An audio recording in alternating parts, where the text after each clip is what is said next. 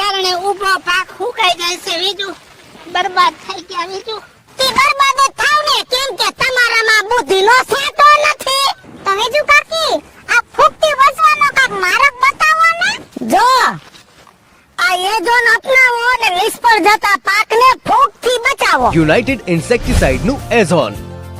એઝોન double action ધરાવતું આધુનિક ફૂગનાશક છે જે બે અત્યંત શક્તિશાળી સક્રિય ઘટકોથી નિર્મિત છે જે પાકના મૂળ તેમજ પાન ઉપર લાગતી ફૂગ સામે ખૂબ જ અસરકારક સુરક્ષા આપે છે.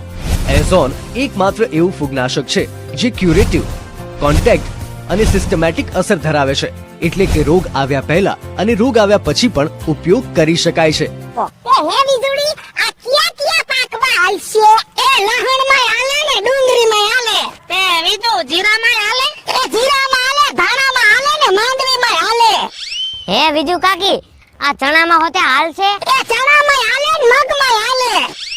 હે બીજું કાકી અમે મરચી વાવી છે, મરચીમાં હાલે? એ આ બધી શાકભાજીના ફૂગના નિયંત્રણમાં અસર કરે.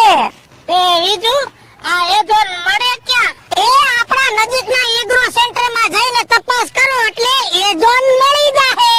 તો રાજુ બાપા જલ્દી જાવ અને એજોન લઈ આવો. અને તમને બધાને કહું છું આજે જ એજોન અપનાવો, ફૂગથી નિષ્ફળ જતા પાકને બચાવો, વધુમાં વધુ ઉત્પાદન મેળવો અને મારી જેમ પૈસા ગણો. આપના કૃષિ પાકોને ફૂગજન્ય રોગોથી આપો સંપૂર્ણ સુરક્ષા. એઝોન સુરક્ષા.